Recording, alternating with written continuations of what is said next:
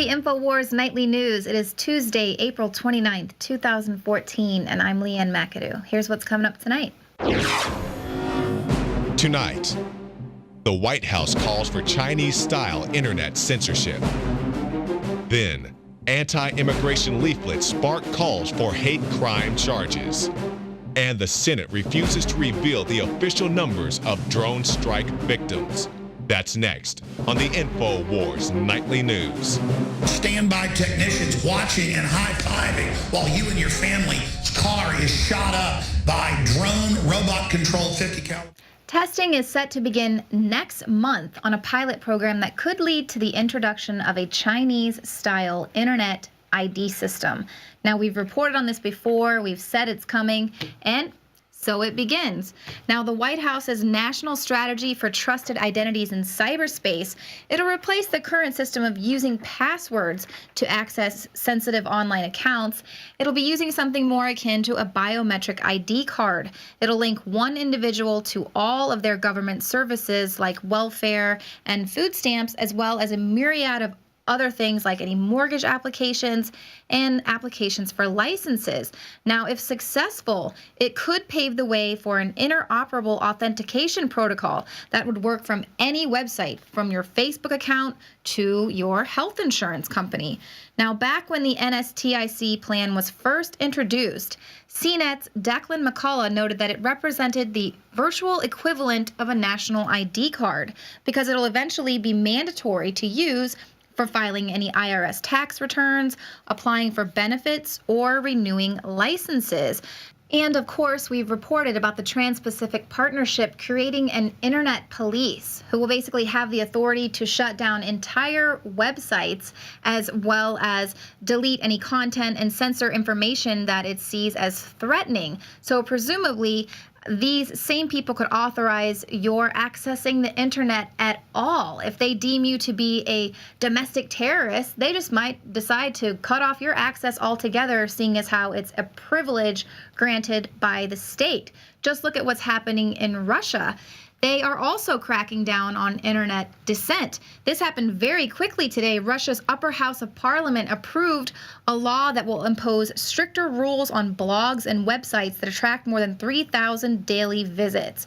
Opponents say the law will enable Putin to silence any opponents who are rarely given airtime on their mostly state-controlled or pro-Putin television channels.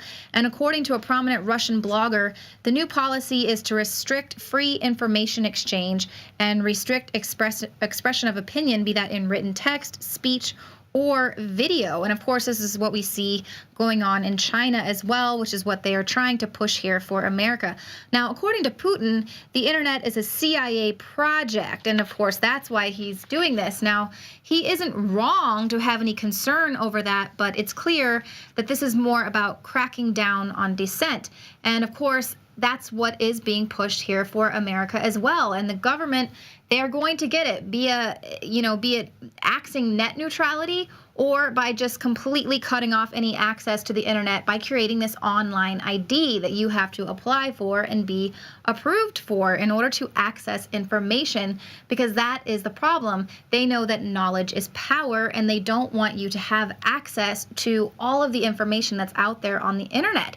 That's why the drone strike issue is such a huge hot button for them. The Senate has even agreed with the intelligence chief, James Clapper, on this. They agreed that the American people should not know the number of people that are killed by U.S. drone attacks overseas, nor should they hope to understand the circumstances under which such lethal killings are authorized or executed. Now, U.S. senators removed a provision from a major intelligence bill that originally required the president to issue an annual public report clarifying the total number of combatants and non-combatant civilians that are killed or injured by drone strikes in the previous year. But Senate leaders removed this language because they're preparing to bring the bill to the floor for a vote. And at the behest of James Clapper, he assured them in a recent letter that the Obama administration was looking for its own ways to disclose more about its highly controversial drone strikes. So now they've got to figure out what kind of spin they can put on the murdering of innocent civilians in other countries. So these people, they may or may not pose an active threat to our national security, but, we don't know because there's no transparency in that either. Now, Zeke Johnson of Amnesty International said, it's stunning that after all these years, we still don't know how many people the Obama administration has killed with drones. Now, there are some other independent websites out there. I know there's a Twitter account that tries to publish the account of, in newspapers, they might say how if their civilians were killed in drone strikes. And that's really the only access people have to any of that information. We're not going to obviously be getting it from the Obama administration, the most transparent administration ever, as we were promised. But of course, they realize that if we do see how many people are actually being killed with this lethal weaponry, these unmanned drones, we would be outraged. There would be a lot of concern there. And not to mention the fact that it is the very killing of innocent people in these other countries that it just is causing more people to join Al-Qaeda and to join these groups that are anti-USA, that, hate us for our freedom. And we are allowing our government to create that. Now, what's going to happen when these countries get drones? Are we going to have the same sort of casual reaction when innocent children are killed on our streets here in America? Now, according to analysts, they predict that in less than a decade's time, the United States will spend less than half the global total on drone research and development. Asia, in particular, is expected to surge ahead, and South Korea is set to produce suicide drones. Now, all the countries are getting in on drones now. They all want them. Major world powers are expected to have much larger drone fleets by 2022, and unmanned systems could make up 50% of the aircraft of some militaries by 2030, according to data.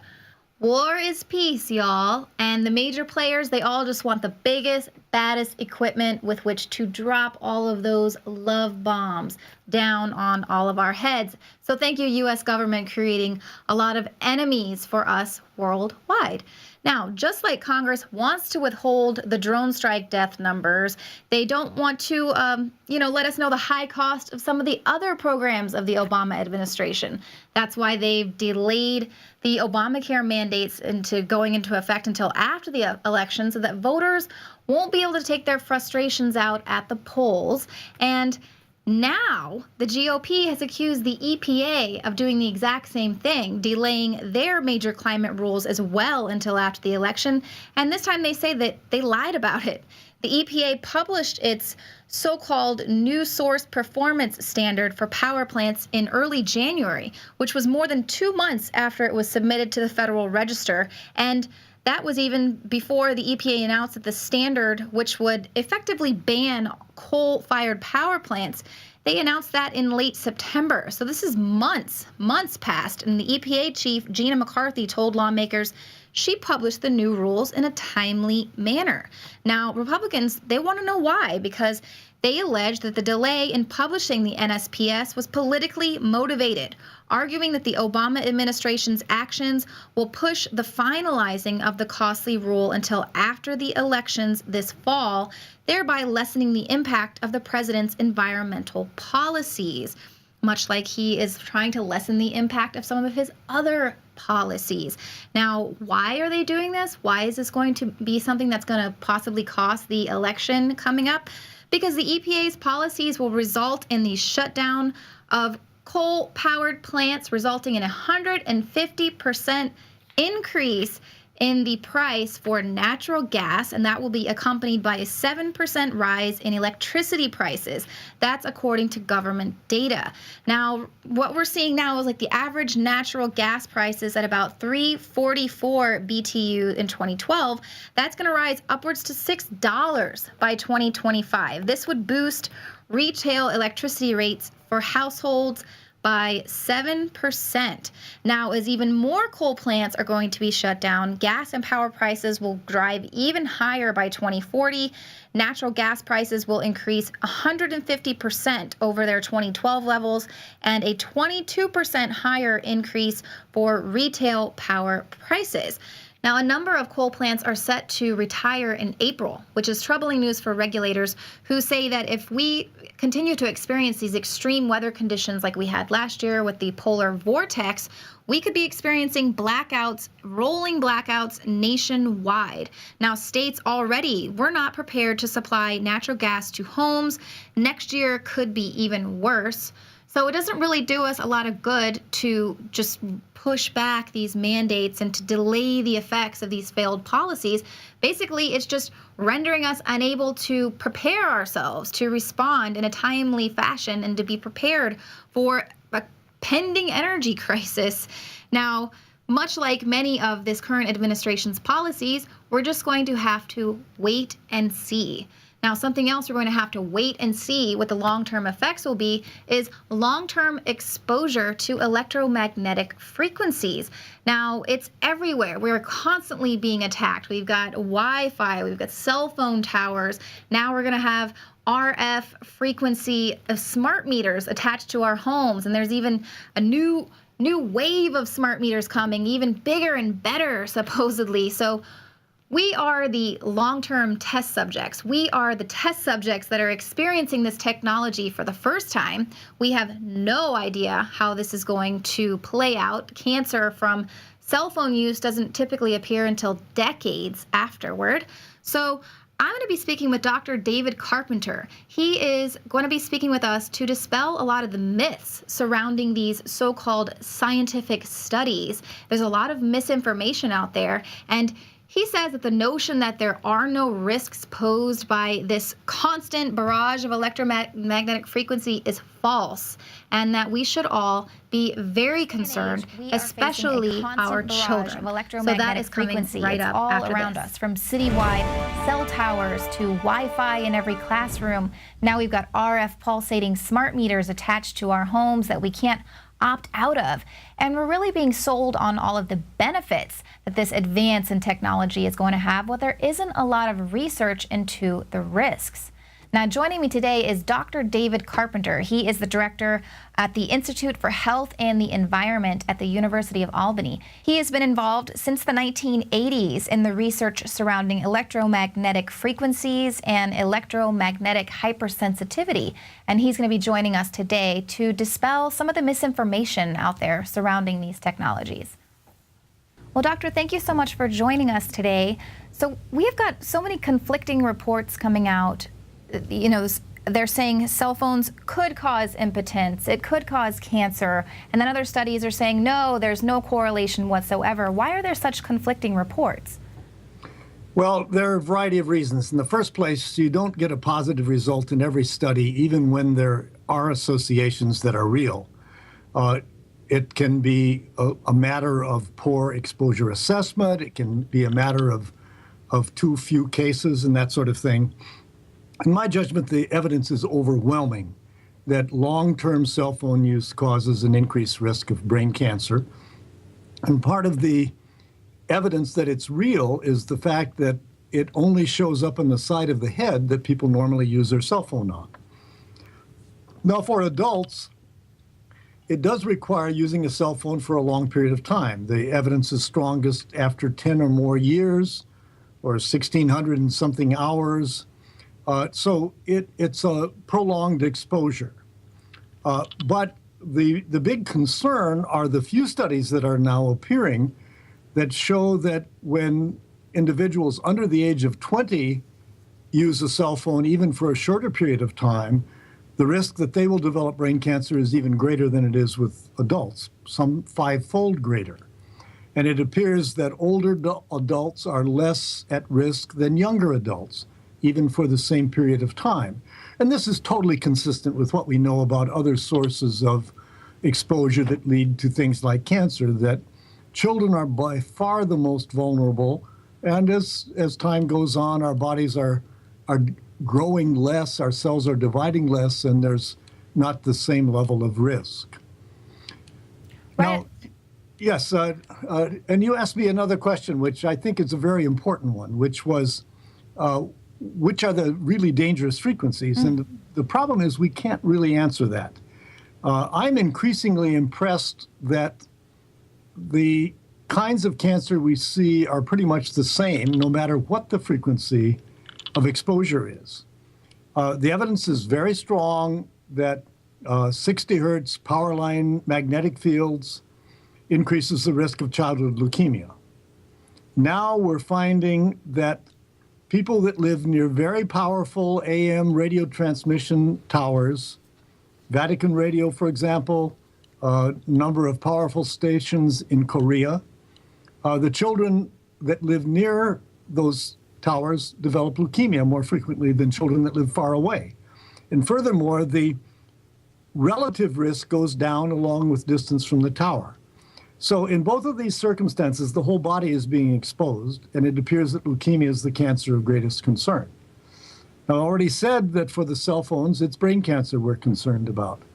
But there is less strong evidence than for leukemia, but there's evidence for elevations in brain cancer risk around the 60 hertz magnetic fields as well. That's both with children and with adults from occupational exposure. So I don't think that the frequency is so important.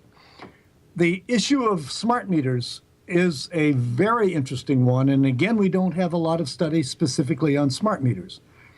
My big concern about smart meters is that these use very high intensity pulses. They're very brief, but they're extremely high intensity.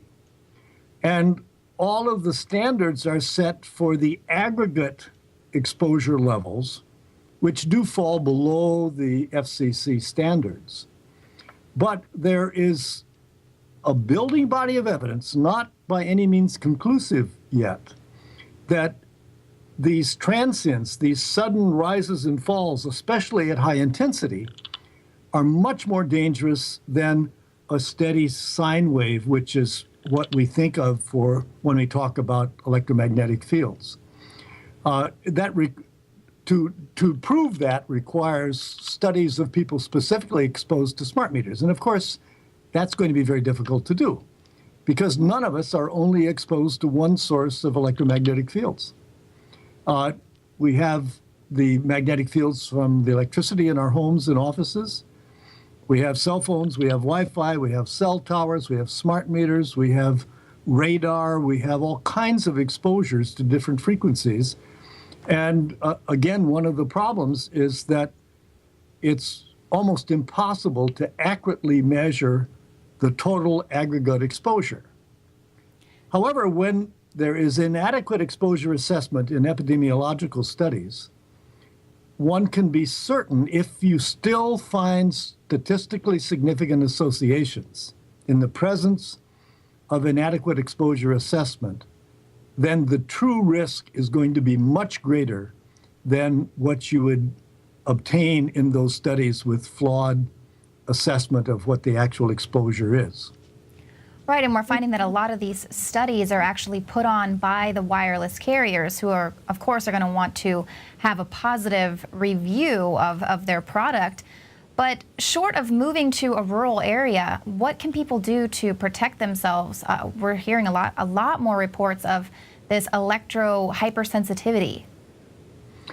Well, you know, even moving to a rural area isn't going to be very satisfactory because for example, with use of a cell phone, the further you are away from the cell tower, the stronger the signal that is generated in the phone.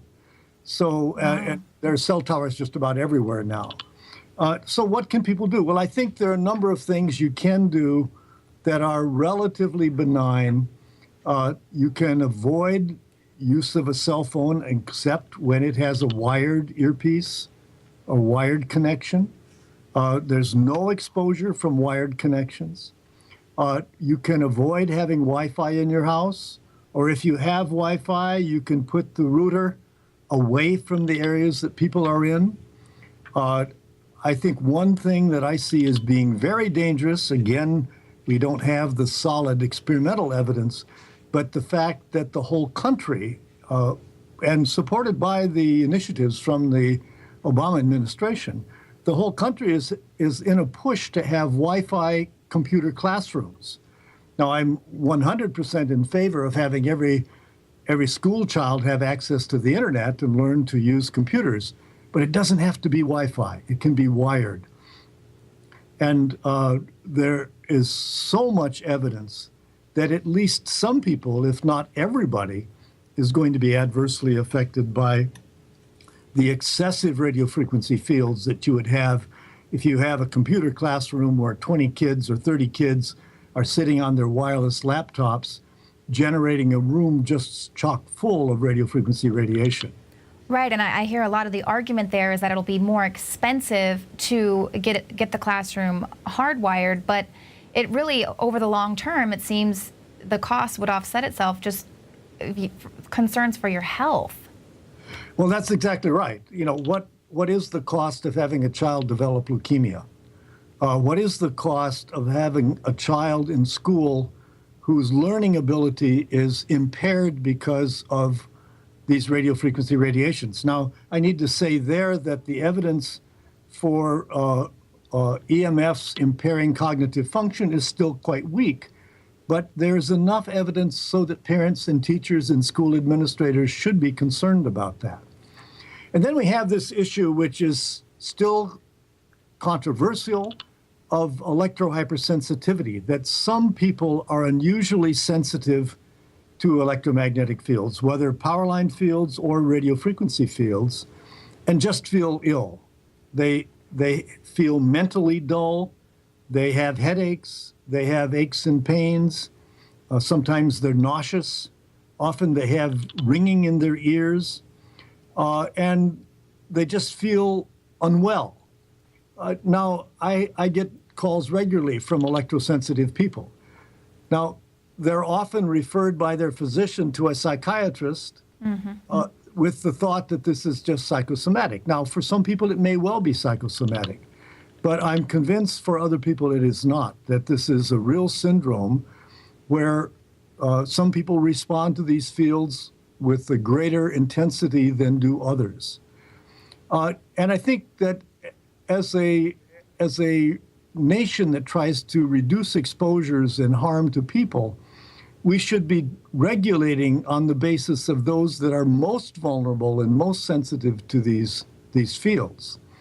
I get calls all the time from people that want to know, you know, where can I go to live? Because I can't stand living where I am because of the neighbors' smart meters, the Wi-Fi in the community, the cell tower next door, the cell tower on the roof of my apartment, this kind of thing. And there aren't easy answers to those people, but they are clearly suffering. Most of them, I suspect, from the radio frequency radiation or the power line radiation. Perhaps some of them are just people that are ill for other reasons and want to blame the EMFs. But I don't think that the electrohypersensitivity can be passed off as being only a psychosomatic disease. It's not. Absolutely, and especially as there's such a strong push now to get the entire country on the grid, even though we have these vulnerabilities with hacking and things like that, but just at the very base level, there are genuine concerns for people's health. Well, doctor, where can people go to learn more? Do you have a website that you can let people know where they can get a little more information? Well, I think the major website I would refer you to is that of the Bioinitiative Report. It's www.bioinitiative.org. It's an encyclopedic review of the literature on all EMF effects. It was initially published in 2007. It was updated in 2012. And there's a very recent 2014 update on that website. I'm always available to be contacted at dcarpenter@albany.edu. I have some publications in peer-reviewed journals that I've written that describe how I see this issue. I testified on this issue before the President's Cancer Panel a couple of years ago.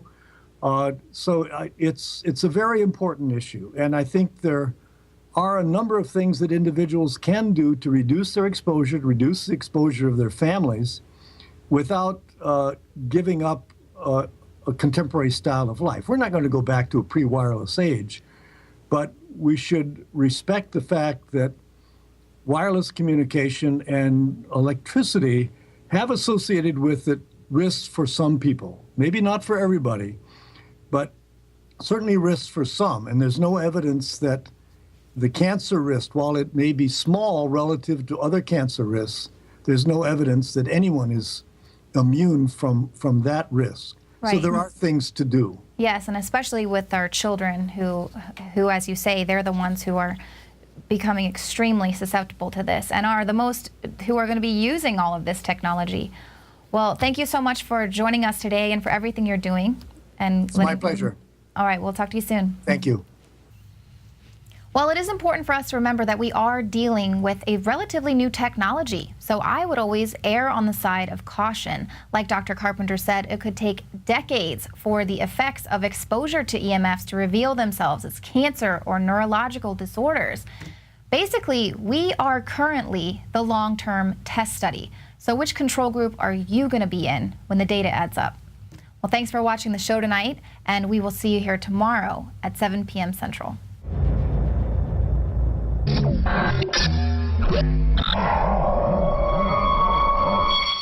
out here today talking to people, asking them about the situation with the Veterans Affairs Office and whether or not it's okay for our soldiers to come back from overseas and not get the health care they need. It's pretty ridiculous. Let's see what people out here have to say.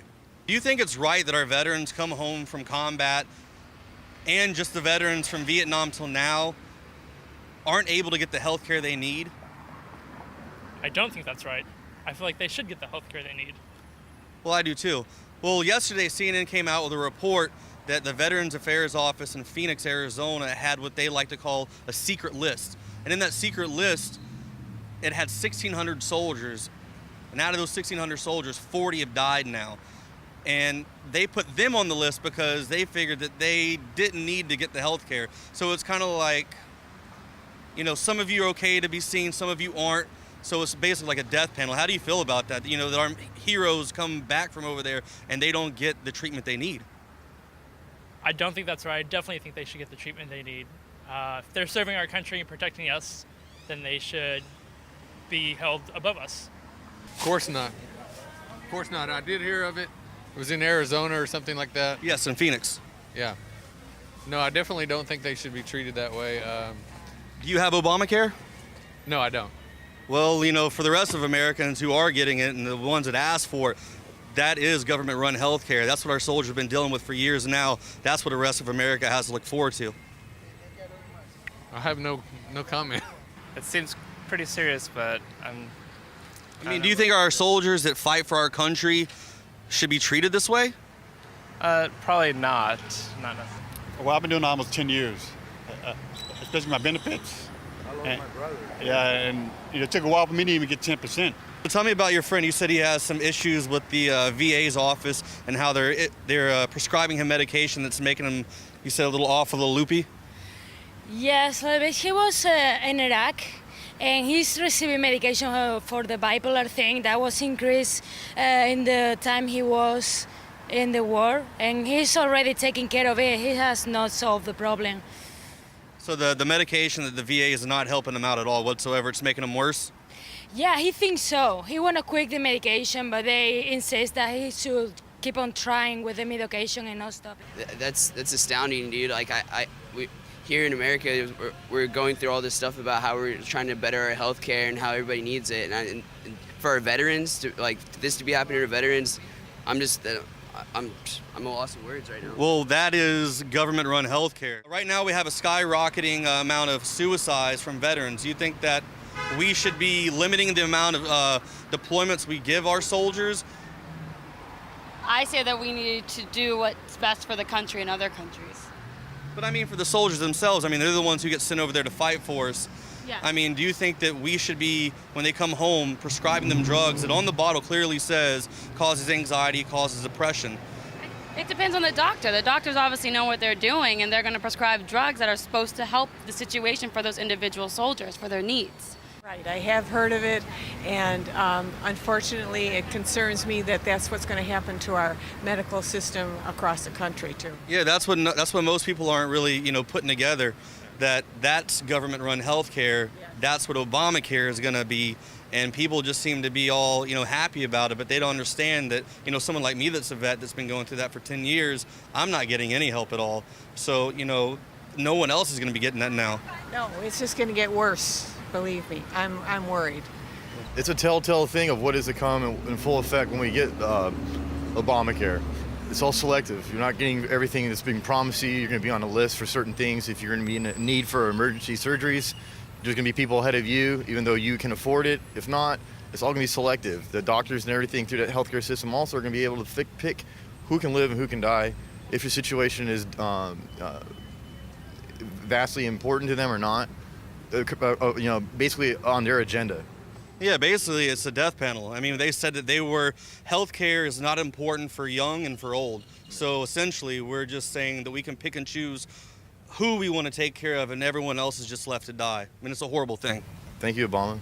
Yeah, no, I agree, but at the same time, you can't, the idea of throwing the baby out with the bathwater, government screws everything up, therefore we can't trust them to do anything right. I mean, I hate to say it, but we do have a pretty solid, though broken sometimes, infrastructure. We have running water and electricity. Our government does do a lot of things well. If we gave it the power to do things correctly, then maybe we would all get the health care we needed, including our veterans. Do you think it's okay that our veterans that serve and fight for our country overseas come back home and they're denied health care?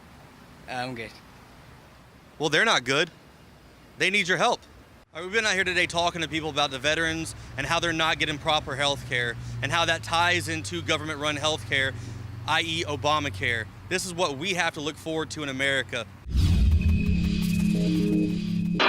An often overlooked link that ties many domestic terror suspects together is their relationship with federal authorities. Case in point, the recent shooter in Kansas. It's been reported that Fraser Glenn Cross, originally Fraser Glenn Miller, became a federal flunky to reduce his jail time for KKK activities years ago. Upon his release from jail, reports claim Cross became a paid informant until the shootings in Overland Park, Kansas, where he targeted the Jewish community. From shootings to bombings, lawyers for alleged Boston bomber Zohar Tsarnaev say that the FBI had numerous contacts with their client's older brother, Tamerlan. This fits in with the mother of the Tsarnaev brothers stating that the FBI contacted Tamerlan after the bombings and before he was listed as a suspect. Not to mention Tamerlan attending CIA-sponsored workshops and the DHS and FBI being briefed to Tamerlan's activities well before the bombing in Boston. But sometimes feds need their informants active on the digital plane. Court documents show that Hector Monsinger, the FBI informant who ratted out hackers from the groups LulzSec and Anonymous, directed hundreds of cyber attacks against the government websites of Iran, Syria, Pakistan, Brazil, and others. And if you're convinced that all of the prior are simply isolated incidents, watch this. If you ask the leadership of the FBI, most of whose field agents are tireless, dedicated, Constitution-supporting professionals, it will tell you that the FBI, has foiled about 17 plots to kill Americans during the past 10 years. What it will not tell you is that there have been 20 foiled plots, and of them, 3 were interrupted by members of the public. The 17 that were interrupted by the feds were created by the feds. One of the incidents Judge Napolitano goes on to point out is the underwear bomber. Infowars talked with eyewitness Kurt Haskell about what he saw on the underwear bomber flight. In January 2010, we had hearings in Congress on this where we had Undersecretary of State Patrick Kennedy come out, and if you watch the video of him, it's pretty telling that he's trying to cover up something and not tell the truth. He's squirming in his chair and seems really uncomfortable answering the questions. And this video is all over the internet if you want to Google it and look at it. But what he said is basically, we knew Abdul Muttalib was a terrorist. We wanted to stop him from coming in the country and revoke his visa. There have been numerous cases where our unilateral and uncoordinated revocation of a visa would have disrupted important investigations that were underway by one of our national security partners. They had the individual under investigation, and our revocation action would have disclosed U.S. government's interest in that individual and ended our colleagues' ability, such as the FBI, to pursue the case quietly and to identify terrorist plans and co-conspirators. But we had a request from an intelligence agency, and he didn't say which one. What he said was, we'll talk about it in closed session. And he said, we had a request from an intelligence agency that they're tracking Abdul Muttalib. They want to let him into the U.S. to follow him and to catch bigger fish.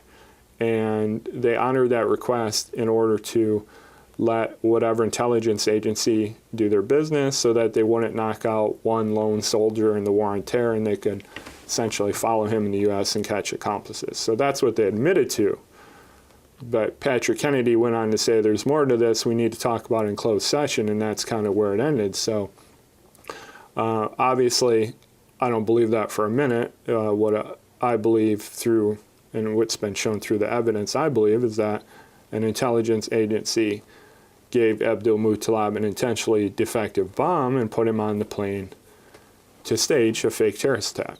And we'll end looking at the 1993 World Trade Center bombing.